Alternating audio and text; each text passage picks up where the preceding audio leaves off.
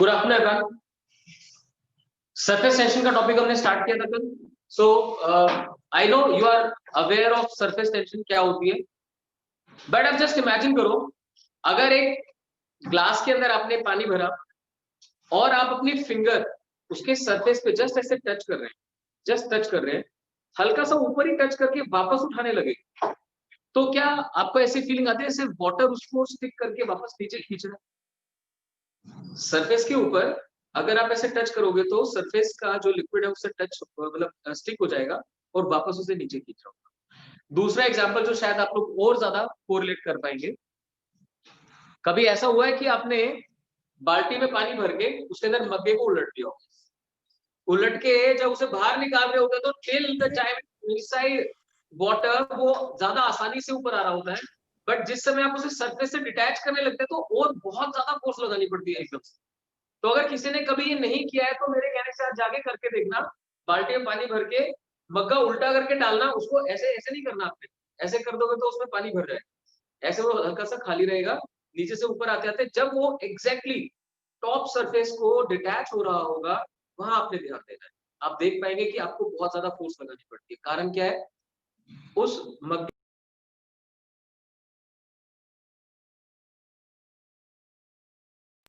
के जो एजेस हैं वो एजेस स्टिक कर जाते हैं और वाटर उनको नीचे की तरफ खींचता है। क्या बात, माइक ऑफ है क्या? माइक तो ऑन है, सुने ध्यान से। उसे जब आप ऊपर की तरफ खींचते हैं तो उसके जो एजेस हैं वो एजेस वाटर से स्टिक होने लगते हैं, वाटर उसे नीचे की तरफ खींचता है। That is all because of the property of surface tension. जो बग्स होते हैं, पानी के ऊपर बग्स जंप करके चलते रहते हैं ना, उसका कारण क्या है? वो वो बॉयंसी से नहीं जंप कर रहे, वो अपनी लेग्स के थ्रू वाटर सरफेस के ऊपर ही रहते हैं, उनके लिए वो एक शीट की तरह है। ऐसा क्योंकि वो उसको पंचर ही नहीं कर पाते, क्योंकि वाटर सरफेस की अपनी एक सरफेस टेंशन है, उसको कोई भी चीज पेनिट्रेट करना चाहेगी तो उसे सर्टेन अमाउंट ऑफ फोर्स लगाना पड़ेगा। ठीक है, समझ रहे हो? तो वो बग्स जो है ऊपर जहां पे भी ऐसे अपने प्रेशर डालेंगे तो प्रेशर डालते ही लिक्विड सरफेस उसको प्रेस बैक करता है, प्रेस बैक करने की वजह से वो जंप कर पाता है। This is how it does. अच्छा, आपने कभी ऐसा ऑब्जर्व किया कि पानी के ऊपर अगर थोड़ा सा ऑयल गिर जाए तो ऑयल कैसे बिहेव करता है? अब मैं आपको दो एग्जांपल्स देता हूँ। गर्मियों में आपने ये प्रोसेस बहुत ही कम देखी हो, मेनली सर्दियों में करना पड़ता है कि आपको मालिश करनी थी, सिर में ऑयल की मालिश करनी थी, और आपने क्या किया, बॉटल देखी तो उसमें तो ऑयल जमा हो गया है ना, जम गया है, तो आपने क्या किया, गर्म पानी किया और उस गर्म पानी के अंदर उसने बोतल को छोड़ा, तब उसमें से जो ऑयल ड्रॉप्स थी वो आपको पानी के ऊपर दिखाई देती। तो आप ये ऑब्जर्व करेंगे, अगर ठंडे पानी के ऊपर आपने ऑयल स्प्रेड किया है तो वो प्रॉपर्ली स्प्रेड हो जाता है, लेकिन अगर गर्म पानी था और उसके ऊपर आपने ऑयल डाला तो वो ऑयल ड्रॉपलेट्स बना देता है। What is the reason behind that? तो कल वाले लेक्चर से आगे बढ़ते हैं। आपने देखा कि वाटर ड्रॉपलेट्स ग्लास को स्टिक करती है जबकि मरकरी नहीं करता। कारण कि मरकरी की surface tension, sorry surface tension पे बाद में चलेंगे, मरकरी की कोहेसिव फोर्सेस ज्यादा होती है, ये तो समझा था ना कल अच्छे से। तो जिसकी कोहेसिव फोर्सेस जितनी ज्यादा होती हैं, ध्यान से सुनना, कोहेसिव फोर्सेस जितनी ज्यादा होती हैं उसकी सरफेस टेंशन भी उतनी ही ज्यादा होती है, ये मान लो। तो अब समझना कि जैसे ही आपने ठंडे पानी के ऊपर ऑयल ड्रॉप्स डाली तो वाटर की सरफेस टेंशन ज्यादा है बजाय कि ऑयल के, तो उसको खींच लेता है, स्प्रेड करना लगता है। लेकिन जब वार्म वाटर होता है, पानी को गर्म करोगे तो इंटरमॉलिक्यूलर फोर्स वीक नहीं हो जाएगी, तो इंटरमॉलिक्यूलर फोर्सेस वीक हो जाती है, कोहेसिव फोर्सेस वीक हो जाती है, जिससे उसकी सरफेस टेंशन कंपैरेटिवली रिड्यूस कर जाती है। अब जब आप उसके ऊपर ऑयल पोर करते हैं तो वो बना लेता है droplets, rather than getting spread वो ड्रॉपलेट्स बना लेता है। कारण आप समझ सकते हैं, जब पानी गर्म नहीं था तो उसकी सरफेस टेंशन ज्यादा होने की वजह से वो ऑयल को स्प्रेड करवा पा रहा था, लेकिन अब उसकी सरफेस टेंशन हो गई कम, ऑयल की सरफेस टेंशन ठीक ठाक होती, तो इस वजह से वो क्या करता है, अपनी ड्रॉपलेट्स बना लेता है। This is it. या आप ऐसे समझ लो, पानी ऐसे फिंगर को डिप करके और उससे ऐसे ड्रॉप बनाने की कोशिश करो। जैसे आप ऐसे पानी छोड़ोगे तो वो क्या बनेगा, एक स्फेरिकल ड्रॉप की शेप लेना चाहेगा। क्यों लेना चाहता है? क्योंकि वो अपने सरफेस को मिनिमाइज करना चाहता है, सरफेस एरिया को मिनिमाइज। आपको क्या ये बात पता है, गिवन वॉल्यूम के लिए एक स्फीयर का सरफेस एरिया मिनिमम होता है। ये दो चीजें हैं जो 10th के मैथ से हम आगे कैरी फॉरवर्ड करते हैं। गिवन लेंथ के लिए जो पेरीमीटर है वो सर्कल का मैक्सिमम होता है, समझ रहे हैं? अगर आप एक लेंथ लेकर और स्क्वायर बनाना चाहें, कुछ बनाना चाहें, तो जो perimeter area square sorry given perimeter के लिए जो एरिया कवर्ड है वो सर्कल का मैक्सिमम होता है। जबकि गिवन वॉल्यूम अगर आप पिकअप करते हैं तो उसके पॉइंट ऑफ से जो स्फेरिकल ड्रॉप होती है वो स्फेरिकल ड्रॉप का सरफेस एरिया मिनिमाइज होता है। गिवन वॉल्यूम के लिए स्फीयर का एरिया मिनिमाइज होता है और गिवन पेरीमीटर के लिए जो एरिया एनक्लोज्ड है वो एरिया एनक्लोज्ड सर्कल का मैक्सिमम होता है। दोनों यूज होंगे ना यहाँ पे, ध्यान देना। देखना अगर आपने यहाँ सपोज करो एक फिल्म बनी हुई है, फिल्म कैसे बनी हुई है, वो बबल्स नहीं उड़ाते हैं हम लोग, तो जहां से बबल्स उड़ाते हैं उसके अंदर फिल्म बन जाती है। वैसे ही सपोज करो इसके अंदर एक सर्फ की फिल्म बनी हुई है, सोप की फिल्म बनी हुई है, तो सोप फिल्म के ऊपर आपने ऐसे करके एक बहुत बड़ा सा थ्रेड ऐसे डाल, राइट, एंडलेस थ्रेड भी बोल सकते हो या फिर एक अजीब सी शेप बना के थ्रेड आपने डाला। अब आपने क्या किया, बीच से ना फिल्म को प्रिक कर दिया, उसमें सुई मार दी, प्रिक कर दिया।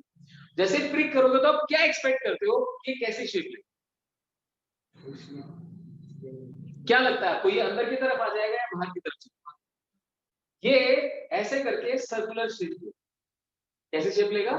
Circular shape. अब मेरी बात ध्यान से सुनना, हम इतनी बात तो समझ पा रहे हैं कि सरफेस टेंशन की वजह से सरफेस मिनिमम एरिया बनाना चाहता है, तो अब बीच में से तो आपने फिल्म उड़ा दी, है ना, फिल्म बस्ट हो गई, यहाँ तो प्रेजेंट है ना फिल्म, तो जहां पे फिल्म प्रेजेंट है वहां पे वो अपने एरिया को मिनिमाइज करना चाहेगी।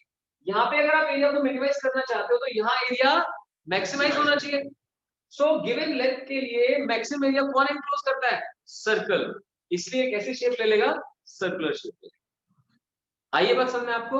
तो एक तो ये था, दूसरा क्या बता रहा हूं कि अगर आप किसी सरफेस के ऊपर थोड़ा सा पानी छोड़ो तो वो अपने आप को स्फेरिकल ड्रॉप की फॉर्म में बनाने की कोशिश करता है। कारण क्या है? सरफेस टेंशन चाहती है कि अपने एरिया को मिनिमाइज करे।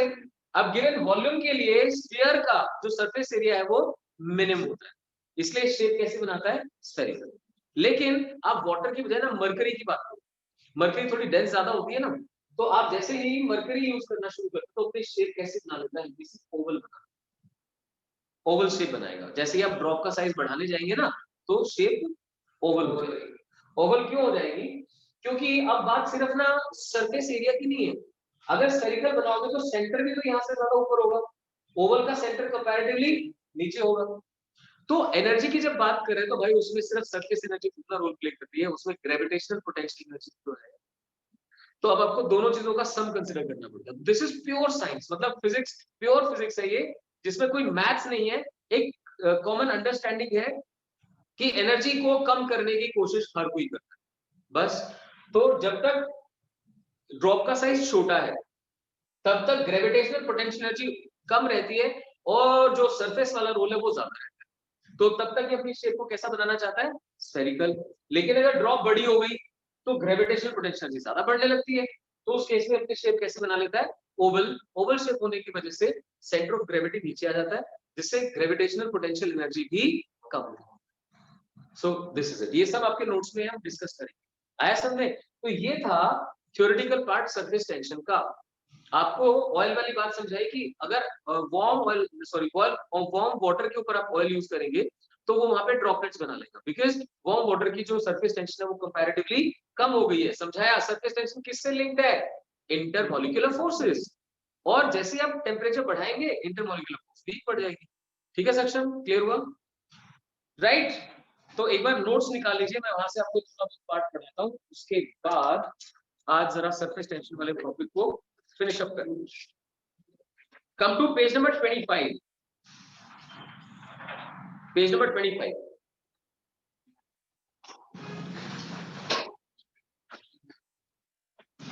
चलिए देखिए, आई होप आपने नोट्स ओपन अप कर लिए होंगे। पेज नंबर 25 पे राइट साइड में आपको ये डायग्राम दिख रहा होगा, इसका एक्सप्लेनेशन करना है। क्या एक्सप्लेनेशन है? सिचुएशन में देता हूं आपको। सपोज करें एक निडल दी जाती है आपको, निडल स्टील की बनी होती है या आयरन की बनी होती है, तो स्टील की निडल है, वो निडल पानी के ऊपर तैरानी है, स्विम करवानी है। तो अगर तो वो पानी की अपर लेयर को पायर्स कर गई, है ना, पायर्स कर गई तो नीचे चली जाएगी। वो पायर्स नहीं होनी चाहिए, मतलब चद्दर है, जब तक कोई चद्दर के ऊपर है तब तक ऊपर है, चद्दर फटी तो वो नीचे ही जाएगा। तो ये कहानी।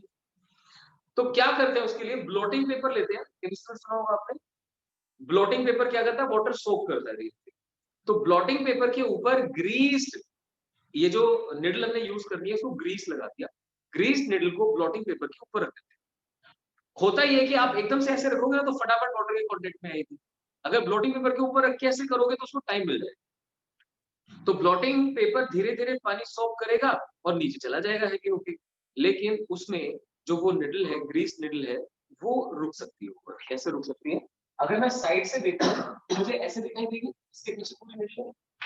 ये क्या करेगी, वाटर सरफेस पे ऐसे प्रेस करेगी नीचे की तरफ, तो वाटर सरफेस पे लगेगी सरफेस टेंशन।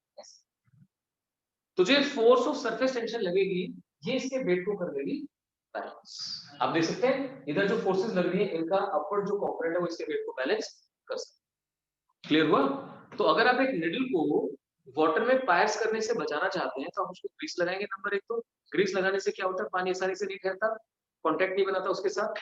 तो ग्रीसी निडल कंसीडर करके ब्लॉटिंग पेपर पे रखिए और आपने से छोड़ दिया। देखिए पढ़े मेरे साथ। Take a greased needle of steel on a piece of blotting paper and place it gently over the water surface. Blotting paper soaks water and soon sinks down, but the needle keeps floating. The floating needle causes a little depression. The force due to surface tension of the curved surface are inclined as shown. The vertical components of these forces support the weight of needle. तो completely explained है। आपको exam के लिए बस ये पता होना चाहिए, greased needle है तो it causes a depression and vertical component of force of surface tension।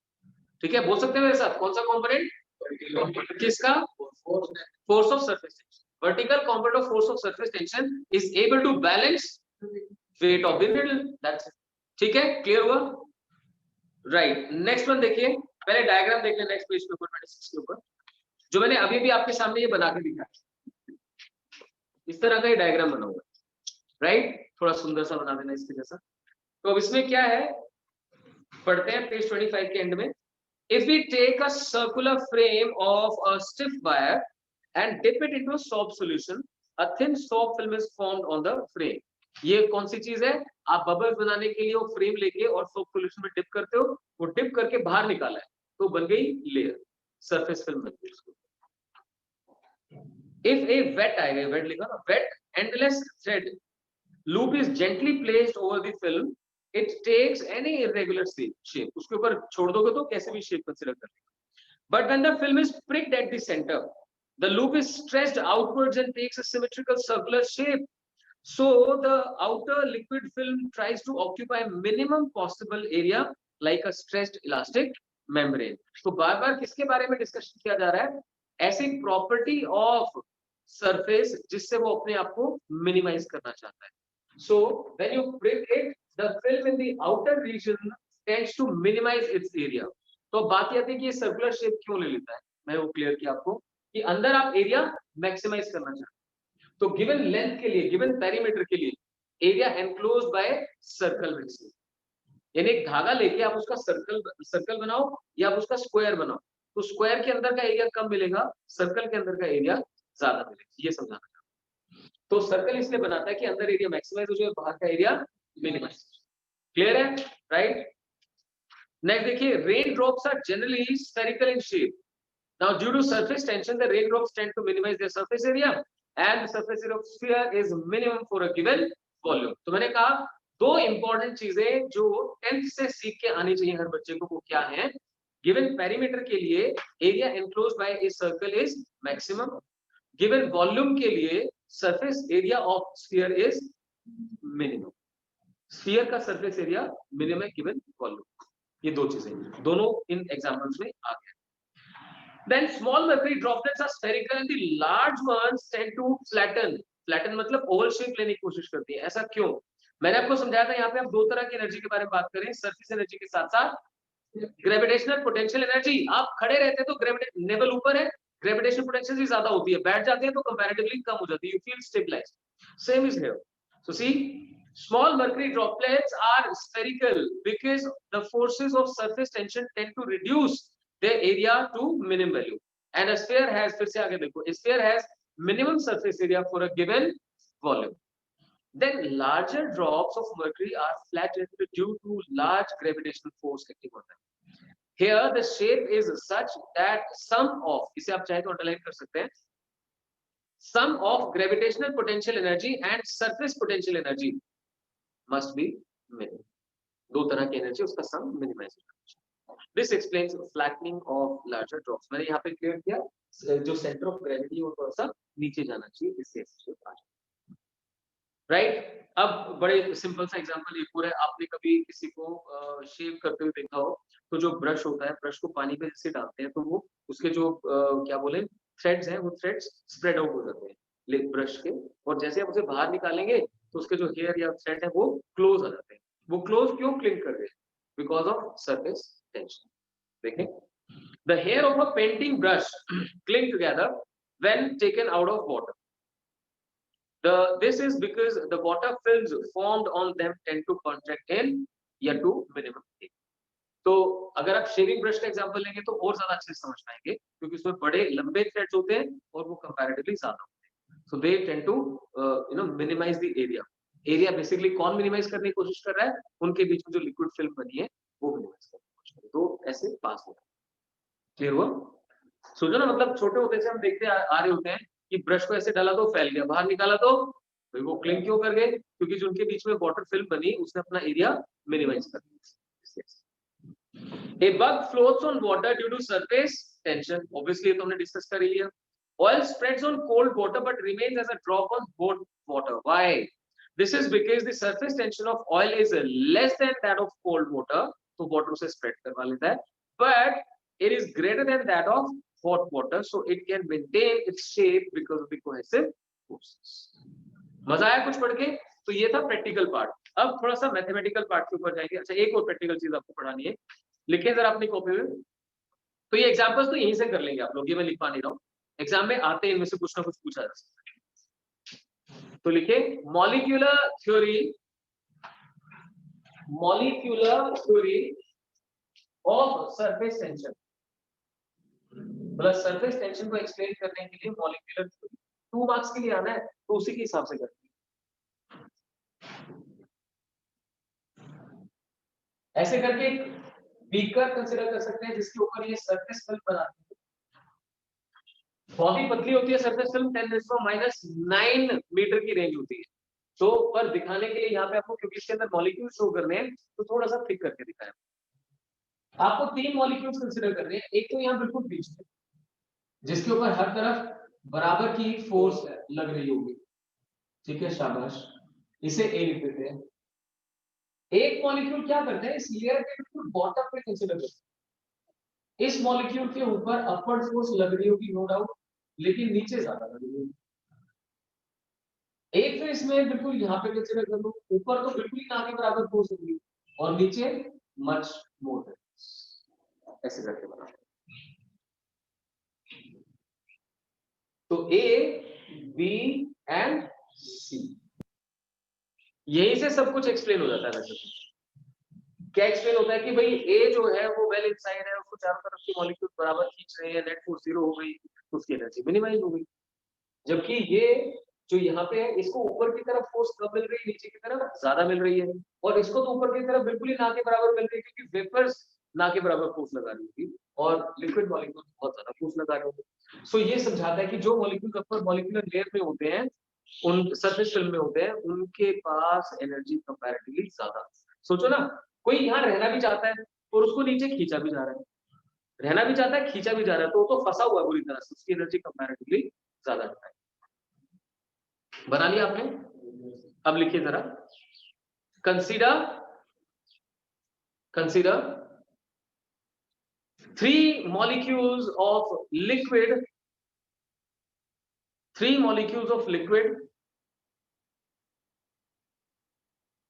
as shown in diagram,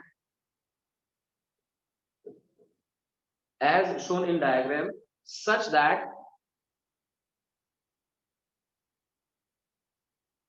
that लिख दें, molecule A lies well inside, such that molecule A lies well inside and experiences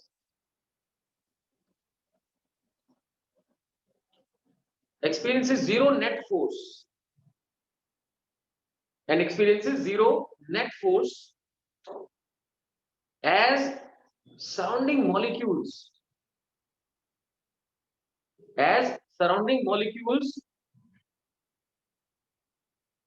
attract it in all the directions, as surrounding molecules attract it in all the directions with same force,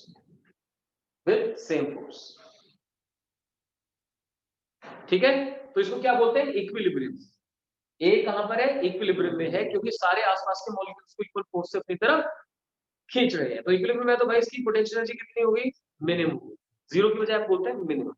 तो लिख दीजिए, star mark करके लिख दीजिए, energy possessed by A becomes minimum in equilibrium. Energy possessed by A becomes minimum in equilibrium. Minimum in equilibrium. ठीक है, अब चलिए next. Consider molecule B, consider molecule B just below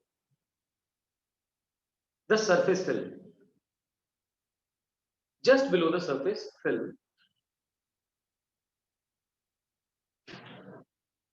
comma, it is unstable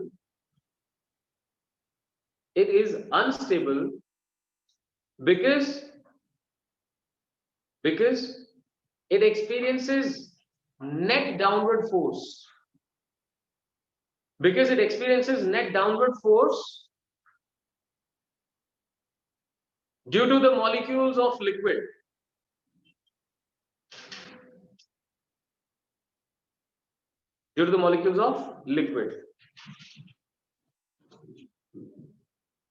लिख दें, energy possessed by B is greater than that of A. Energy possessed by B is greater than that of A. Greater than that of A. ठीक है, अब लिखिए, now consider molecule C in the surface film.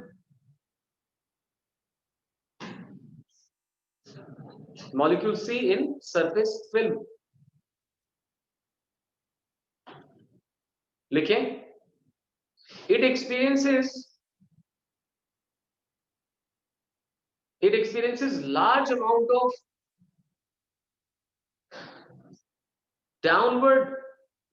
unbalanced downward force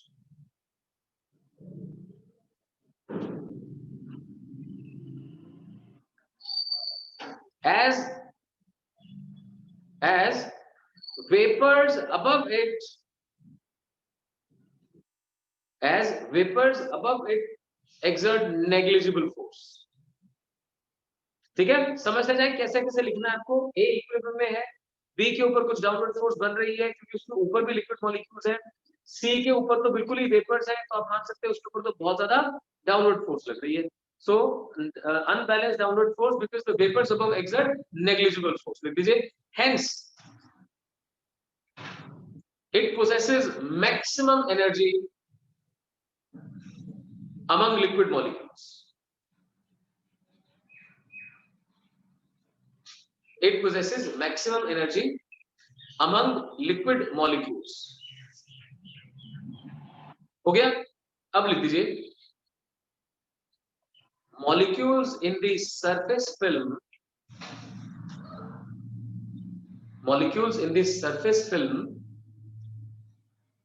possess maximum energy, comma, so surface tends to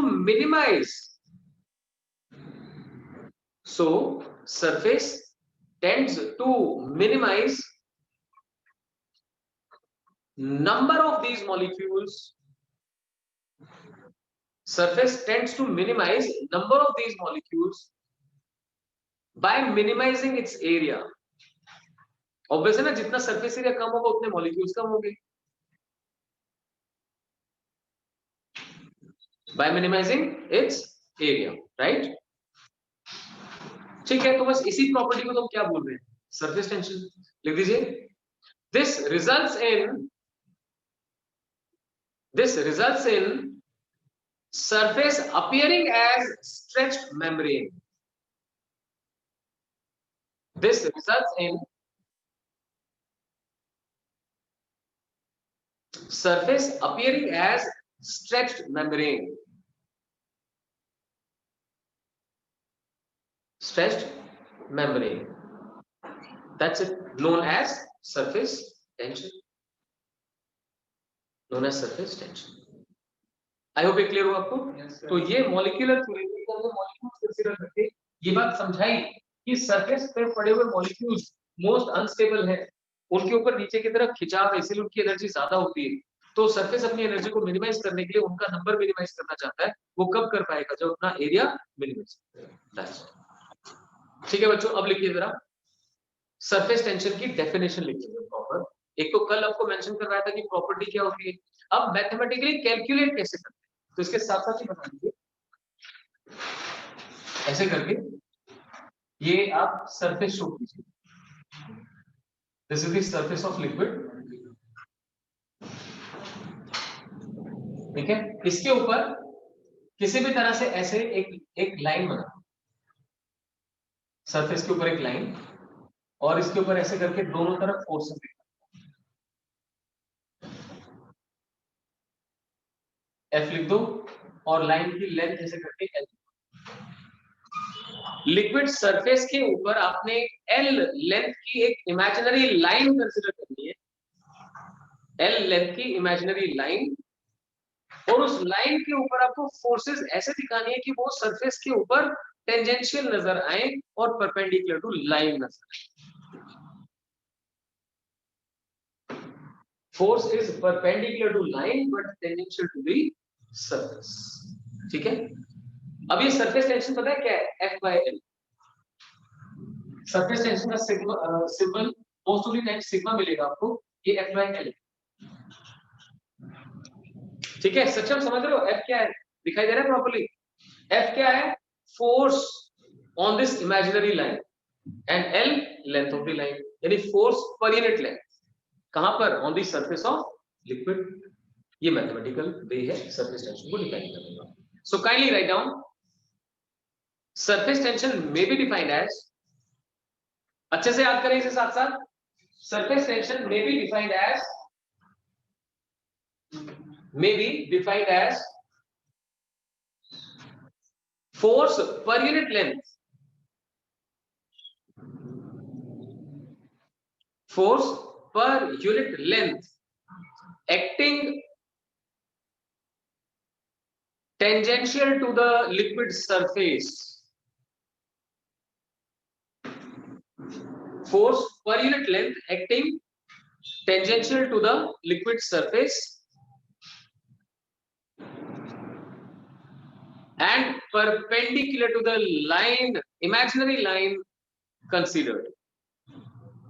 And perpendicular to the imaginary line considered.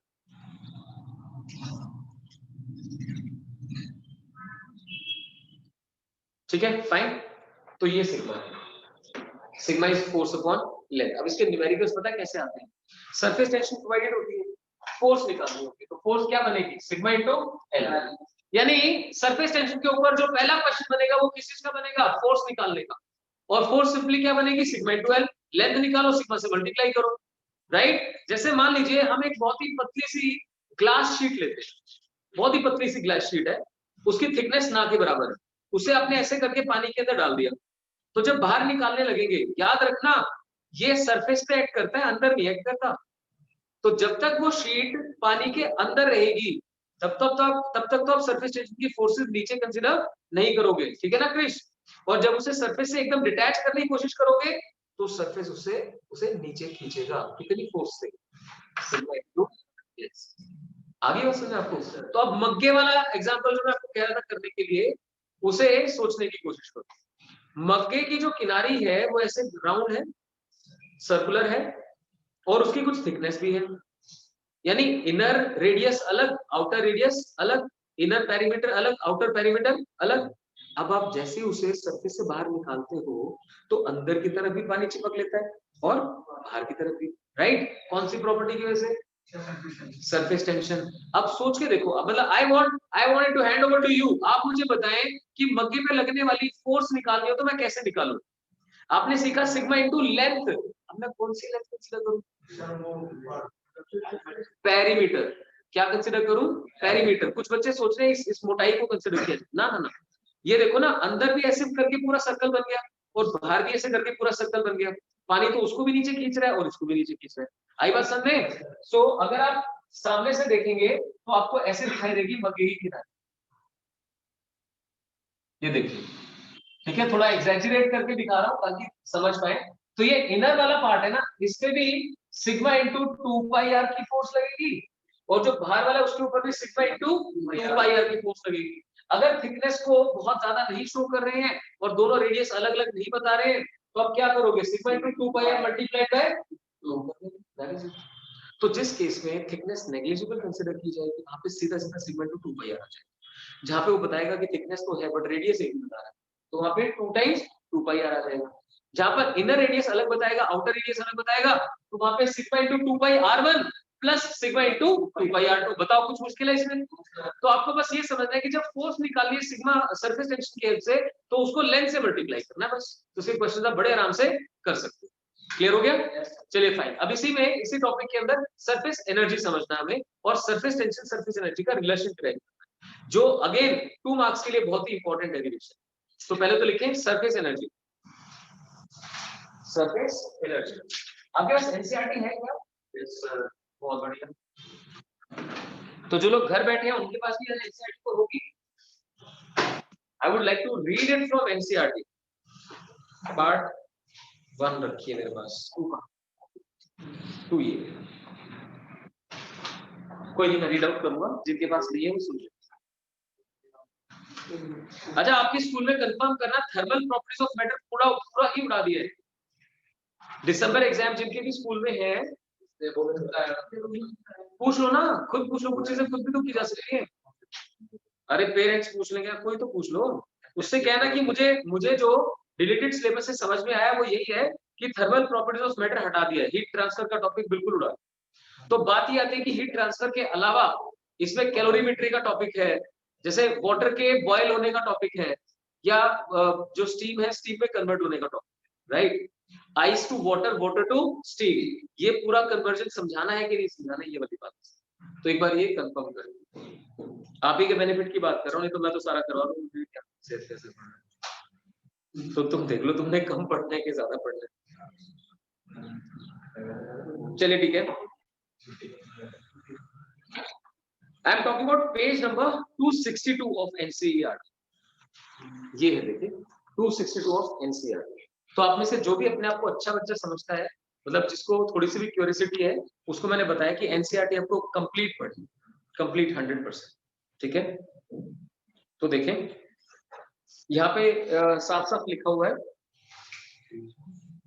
The quantity S, page number 262, ये bottom बिल्कुल left bottom में, it is the quantity S is the magnitude of surface tension, it is equal to surface energy per unit area of the liquid interface and is also equal to force per unit length, वो तो आपको बता ही दिया, force per unit length exerted by the fluid on the movable bar, that's it. So far we have talked about the surface of one liquid. More generally we need to consider fluid surface in contact with other fluids or solid surfaces. The surface energy in that case depends on the materials on both sides of the surface. बात समझिए, मतलब ऐसा नहीं है कि किसी भी चीज की सरफेस एनर्जी डिफाइन करने जा रहे हो तो बस एक ही लिक्विड कंसीडर कर लिया। सरफेस तो सरफेस होता है ना, उसके एक तरफ एक मीडियम होता है, दूसरी तरफ दूसरा मीडियम होता है। तो जब आपको सरफेस एनर्जी एक्चुअली डिफाइन करनी होती है तो उसमें दोनों तरफ की मीडियम को कंसीडर करना पड़ता है। तो ये चीज यहाँ पे बोल रहा हूँ, फिर रीड करता हूँ, देखिए The surface energy in that case depends on the molecules, materials on both sides of the surface. For example, if the molecules of materials attract each other, surface energy is reduced, while if they repel each other, the surface energy is increased. तो मैंने तो एक ही बात बताई आपको, जहां stability दिखाई दे रही है, अट्रैक्शन करके स्टेबलाइज कर रहे हैं, तो वहां पे सरफेस एनर्जी कम होगी, और जब रिपेल कर रहे हैं एक दूसरे को तो वहां क्या होगा, अनस्टेबिलिटी क्रिएट होगी, so in that case surface energy is greater. तो ये सब ना 1 मार्क क्वेश्चन, कॉन्सेप्चुअल क्वेश्चंस में आ सकते हैं. That's why you must read this. Thus, more appropriately, the surface energy is the energy of interaction between two materials and depends on both of them. That's it. तो ठीक है, ये मैंने इसके according आपको पढ़ा दिया. अब लिख लेते हैं. लिखिए सरफेस एनर्जी. लिखिए energy possessed by the molecules. Energy possessed by the molecules on surface of a liquid, on surface of a liquid, or the extra energy required, or the extra energy required to form surface film, to form surface film is called surface energy, is called surface energy.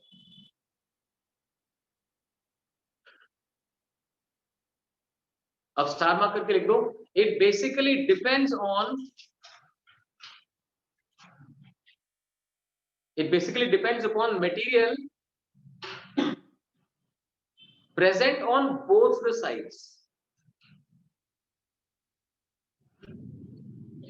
It basically depends upon material present on both the sides of surface.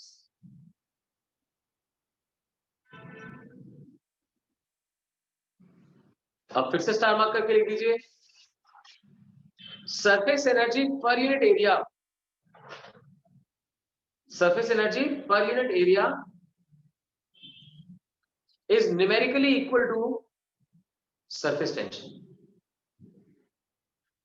Surface energy per unit area is numerically equal to surface tension. ठीक है, अब ये relation हम derive करेंगे. Energy per unit area ऐसे लिख सकते हैं, energy per unit area is equal to surface tension. तो एक फॉर्मूला तो आपने क्या सीखा था भाई, फोर्स होती है सिग्मा इनटू लेंथ और एनर्जी होगी sigma into area.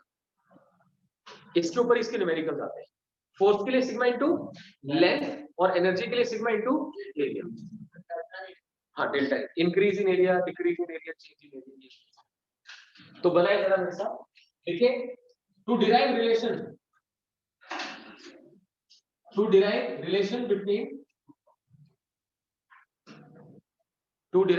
between surface tension and surface energy.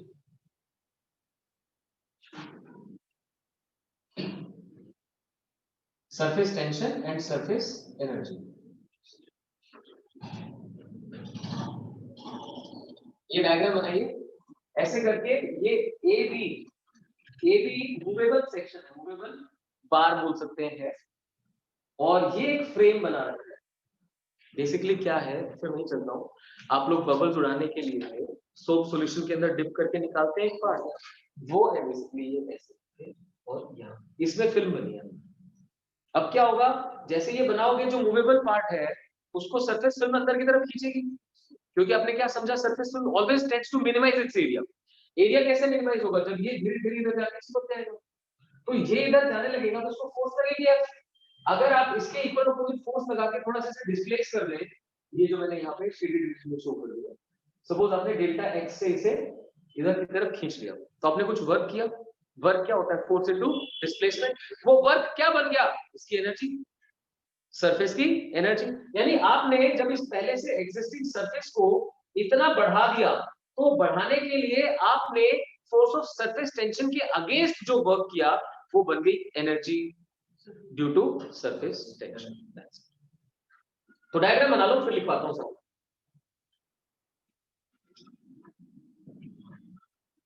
Done. अब लिखिए consider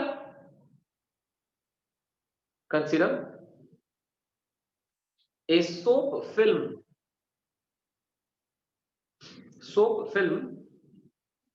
formed in a frame having movable part AB of length L, having movable part AB of length L। ये movable wire लिख सकते हो तो भी चलेगा, movable wire AB of length L। ठीक है, डन। साथ में मेंशन कीजिए surface tension of the material B sigma, surface tension of material B sigma. तो ये सोप, ये जो फिल्म बनी है वो जिस मटेरियल की बनी है, जिस सोप की बनाई है आपने, उसकी सरफेस टेंशन कितनी है सिग्मा, और AB की लेंथ कितनी है L। अब ध्यान से सुनना, जैसे आप इसे कंसीडर करो, सरफेस इधर भी है, सरफेस इधर भी है, तो भाई इस सरफेस पे भी खिंचाव जनरेट होगा और इस पे भी खिंचाव जनरेट होगा। तो यानी कि इस हिस्से को जो खींचेगा वो इधर से भी सिग्मा L खींचेगा और इधर से भी सिग्मा L खींचेगा। तो जब भी इसके क्वेश्चंस करने होते हैं तो सबसे बड़ा मुद्दा क्या होता है, ये आइडेंटिफाई करना, नॉट टू फॉरगेट, जितने भी आपको फ्री सरफेसेस मिलेंगे उन सभी के ऊपर ये फोर्स जनरेट होगी। ठीक है, क्लियर? सो लिखिए जरा, आपने सरफेस टेंशन मेंशन कर दिया, अब लिखिए force on wire AB, force on wire AB due to surface tension, force on wire AB due to surface tension। लिखें F is equal to sigma into 2L,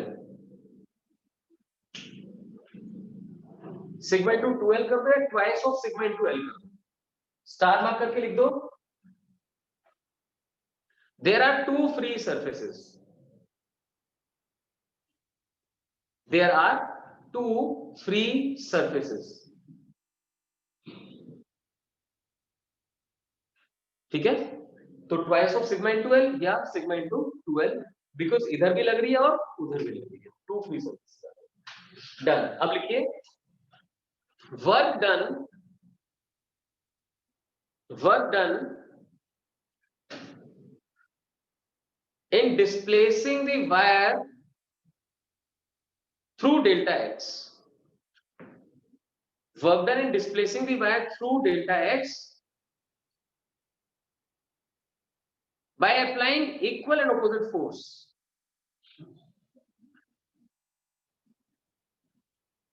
by applying equal and opposite force।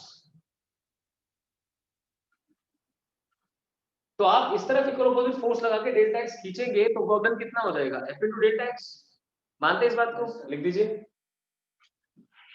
तो work done becomes equal to F into delta X, that is equal to F की value डाल देते हैं, sigma into 2L into delta X. Work done हो गया sigma 2L into delta X. Done. अब यहां mention करो इंक्रीज इन एरिया।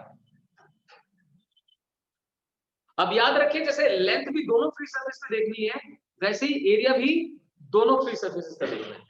तो एक फ्री सरफेस का एरिया कितना, L into डेल्टा एक्स, इतना ही दूसरी तरफ का, तो टोटल इंक्रीज इन एरिया देखूंगा तो कितना लिखूंगा, 12 डेल्टा एक्स। लिख दीजिए increase in surface area delta A is equal to twice of L into delta X, twice of L into delta X. यहां भी साथ में लिख दो there are two free surfaces. ठीक है, सक्षम समझ रहे हो ना सब साथ साथ? There are two free surfaces.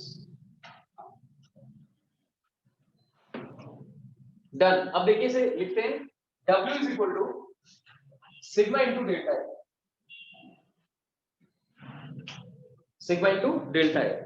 आप लिखते हैं this work done gets stored as, this work done gets stored as surface energy क्योंकि ऑब्वियसली ये सरफेस एरिया को बढ़ा रहा होगा ना, आपने फोर्स लगा के जो उसे खींचा, सरफेस एरिया बढ़ा दिया बेसिकली। तो जो सरफेस एरिया बढ़ गया वहां पे एक्स्ट्रा एनर्जी स्टोर हो गई। So increase in surface energy is equal to sigma into delta A. तो मैंने कहा this work done get stored as surface energy. Done. अब देखें, अगर आप surface energy per unit area लिखें तो क्या लिख दीजिए, हेंस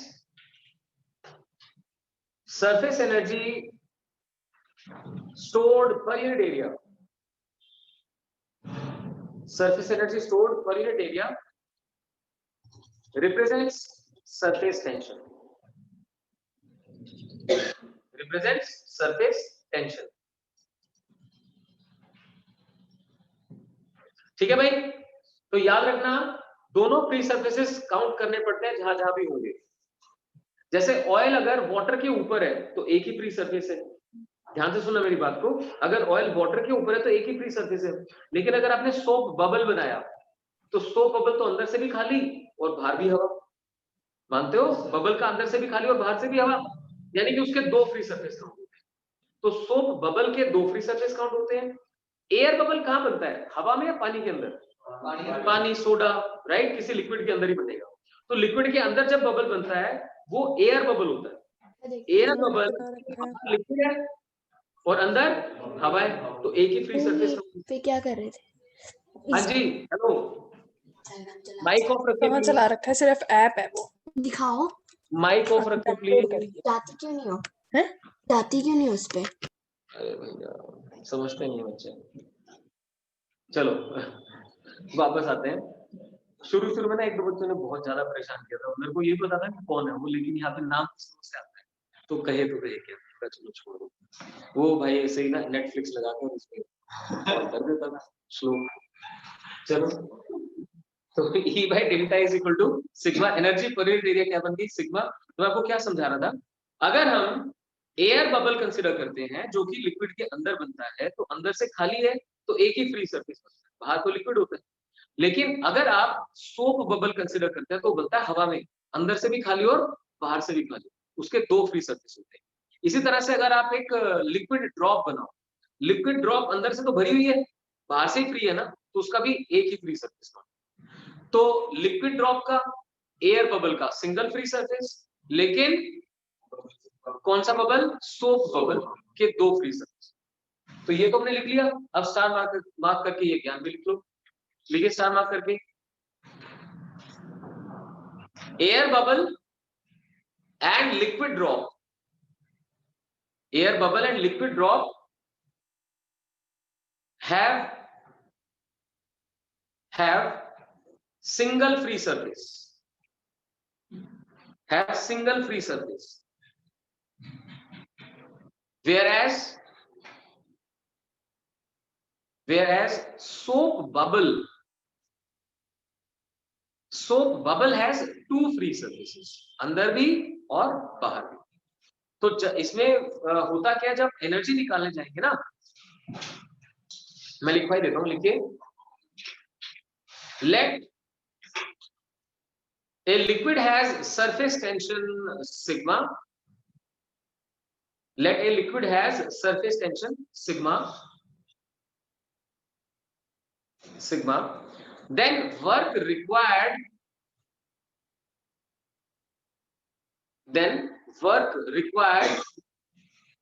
to form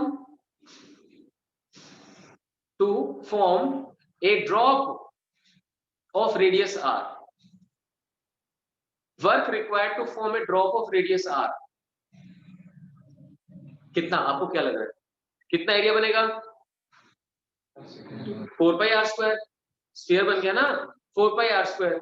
और एरिया को किससे मल्टीप्लाई करना होता है, सरफेस टेंशन से। तो बस लिख दो, work required to form drop of radius R equal to sigma into 4 pi are square, 4 pi are square. ठीक है, अब लिखिए, now consider a bubble of radius r, bubble of radius r for a soap solution for a soap solution having surface tension sigma, having surface tension sigma. तो अब क्या करोगे, sigma into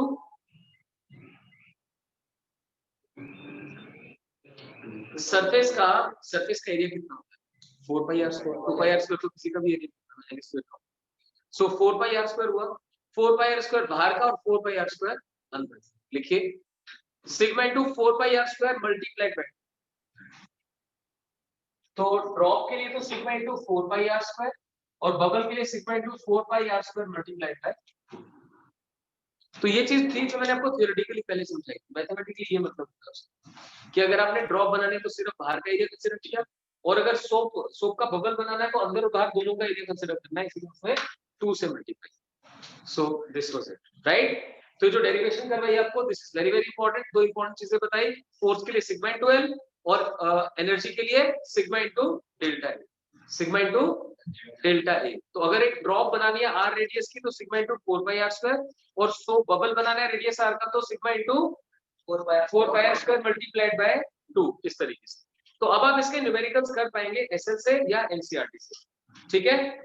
तो fine, homework सुन लीजिए अपना, homework सुन लीजिए। एक तो ये वाली डेरिवेशन एज इट इज आप दोबारा लिखेंगे, और जो यहाँ पे उनका तो मैं चेक कर लूंगा, बर्नौली थ्योरम और वेंटिलेटर कहा था घर से लिखने के लिए, जो नहीं लिख के उनसे मैं लिखवा के भेज दूंगा। आप घर करो बोझ, क्यों, आपको तो कोई टेंशन ही नहीं है, आपको तो पता है कि फाइनल एग्जाम में आपके मार्क्स आ ही जाएंगे, है ना। सर के कहने से चाहे पढ़ो चाहे ना पढ़ो क्या फर्क पड़ता है। तो जिसको पढ़ता है वो यहाँ आ जाओ, मैं थोड़ी मेहनत करके करवा लूंगा आपसे काम। और होमवर्क में आप लिखिए शाबाश, 10 numericals of the back exercise, 10 numericals of the back exercise of gravitation। तो कुछ स्कूल्स तो ऐसे हैं जिनके पिछले टर्म में ग्रेविटेशन आ गया था, लेकिन काफी सारे ऐसे हैं जिनके इस बार आना होगा, ठीक है। सो कल मेरी पूरी कोशिश रहेगी क्लास करने की। Actually I have to go to somewhere tomorrow morning, किसी के फादर की डेथ हुई है, वहां पे जाना होगा, तो वो सबली कोशिश करूंगा कि 3-4 बजे तक वापस आ जाऊं। तो अगर मैं 3-1 बजे तक वापस आ गया तो 4 से 5 वाली क्लास करूंगा, और कंपटीशन क्लास फिर 5 बजे, ठीक है। तो कल की कंपटीशन क्लास सुबह 10 बजे नहीं हो पाएगी, वो कोशिश रहेगी कि शाम को 5 बजे। कोई बात नहीं, सबका तो ही नहीं पाएगा। कितने बजे क्लास है आपकी? 5 से 6 है, तो 3 से 4 क्लास है आपकी, 3 से 4। हाँ भैया, ऐसे तो मैं वीआईपी लोगों की तो टेक केयर कर ही नहीं सकता ना, तो मैं आपको ना कल मैसेज कर दूंगा, आप लोग प्लीज टेक केयर कर लेना, क्योंकि एक मजबूरी है, तो किसी का भाई फैमिली में कुछ होगा तो जाना तो पड़ेगा, है ना। तो कल बता दूंगा।